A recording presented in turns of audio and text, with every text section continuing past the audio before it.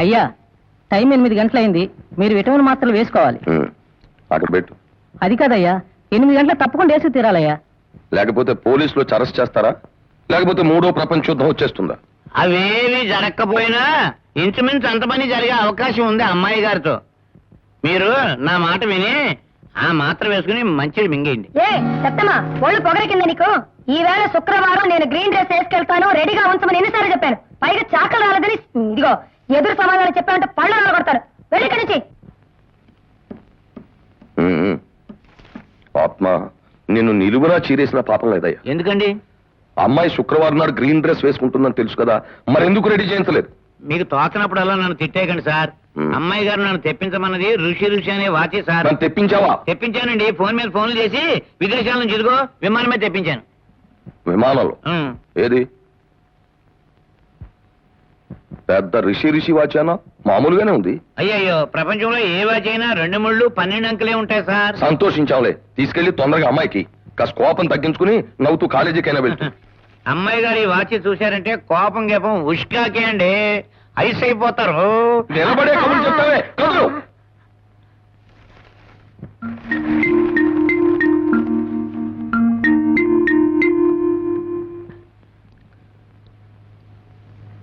ఏముంది వాచి చూసి అమ్మాయి సంతోషించిందా?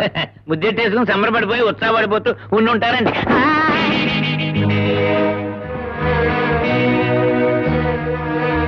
అమ్మా, ఏం పొద్దున్నే వేళాకులంగా ఉందా? ఎలా ఉందట? ఏ ప్లాట్ఫామ్ మీద ఏ వెద దగ్గర వాచ్ కొనేసి పైగా ఇంపోర్టెడ్ వాచ్ అంటారా ఏంటండి? కాదమ్మా, ఇదిగో వెనకాల అమెరికా పేరు కూడా. పేర్లు చెక్కించే వాడి దగ్గర తీసుకెళ్లి పేరు చెక్కించేసి ఆ పని కదా చేశారు. నిజం చెప్పండి. చెప్పండి. నిజం చెప్పు, లేకపోతే గోడకి మేకు కొట్టేసి దానికి నేను తగిలించేస్తాను. ఇది అమెరికా ఋషియే. కాదండి, ఇండియా ఋషి. అది మన దొరక్క. ఆత్మానందం గారు, నేను అడిగింది కోరింది దొరక్కపోవడం అనేది అసలు జరగకూడదు. అర్థం చేసుకోండి. అది చందమామైనా సరే, ఇంద్రధనుసైనా సరే, నేను మోసపడితే అది నాదే తీరాలి. లేకపోతే నేను సహించలేను, భరించలేను. ఈ విషయాన్ని కాస్త గట్టిగా చెప్పండి డాడీ. డాడీ, నా కాలేజ్ టైం అయిపోతుంది. ఒరే, నా బుక్స్ తీసి కార్లో పెట్టండిరా. పెట్టానమ్మా. నేను వెళ్ళొస్తాను డాడీ. మంచిదమ్మా. అబ్బా, హఠాత్తుగా ఉరుములు మబ్బులతో పెద్ద వర్షం వచ్చి వెలిసిపోయిందయ్యా. అవును ఆత్మ, సుమారు 20 ఏళ్లుగా ఈ కొంపలో ఉంటున్నావు. ఎవరి కోపతాపాలేమిటో నీకు తెలుసు. ఎందుకు చేస్తావయ్యా నీచ పనులు? నా కర్మ అండి, నా కర్మ. నేను ఏమైనా కమిషన్ తిని ఏడ్చే మనిషినా నేను? అసలు ఏది తీసుకురాకపోతే నా తలగా తీసేసి తబలా వాయించేస్తారేమో ఆవిడని అమెరికాకి ఇండియాకి ఒక చిన్న అడ్జస్ట్మెంట్ చేశాను. సంతోషించాను. ఆ. సరే ఆ వెంకట్రావు విషయం ఏం ఇప్పుడు చేసి నాకేం చెప్పకండి. నా తలగా వేడెక్కిపోయి ఉంటే నేను ఏదైనా కూల్ డ్రింక్ తాగి రావాలి. అదే కదా నీ చెయ్యి ఆ. వీళ్ళు తాగు.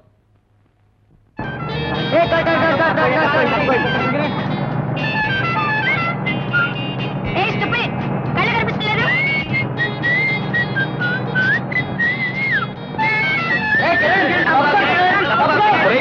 ఆ అమ్మాయితో మనకెందుకు వచ్చిన గొడవరా? ఏందో ఈ రోడ్డు మీ తాతగారిదా? మీ అప్పలే. Shut up! సంగతి.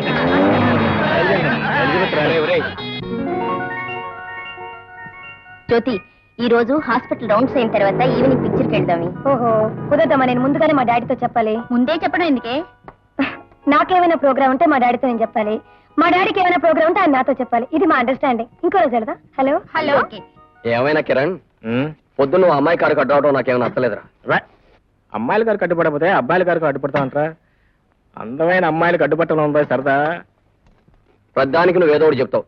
అయినా మన దావన మన బాకా మనకెందుకు వచ్చిన గొడవరా? రాయ్ ముందు నీ గొడవపు. ఇదిగో వంకాయలు బ్రహ్మాండంగా తరిగాను, ఎలా వేపుతావేమో అదిరిపోవాలి, తిన్నవాడు బెదిరిపోవాలి.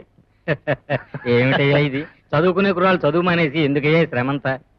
ఏమండి అన్నగారు మీరు కూడాను? చేసేవాళ్ళకి చేతనవ్వాలి కానీ వంట చేయడం శ్రమ ఏంటి? Very easy. నిజమే బాబాయ్, ఆ. ఇంతోటి వంట చేసి ఆడవాళ్ళు ఏదో కష్టపడిపోయినట్టుగా పెద్ద పోజు పెడతారు కానీ అదంతా యాక్టింగ్ రా.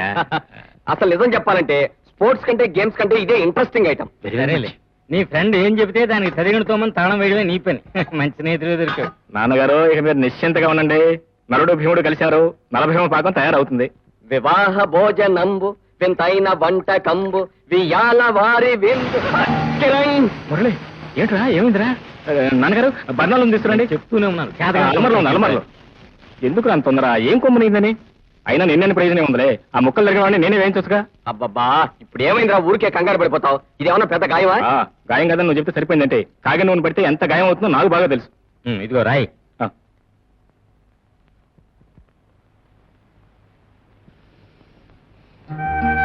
కిరణ్, ఎవరూ లేని అనాథను నన్ను స్నేహితుడిగా చేరతీసి మంచి చెడు చూడటమే కాకుండా ఒక అన్నగా నా కోసం తాపత్రయపడే నువ్వు, నీతో పాటు నన్ను తన సొంత కొడుకులా చూసుకునే బాబాయి దొరకటం నిజంగా నా అదృష్టంరా.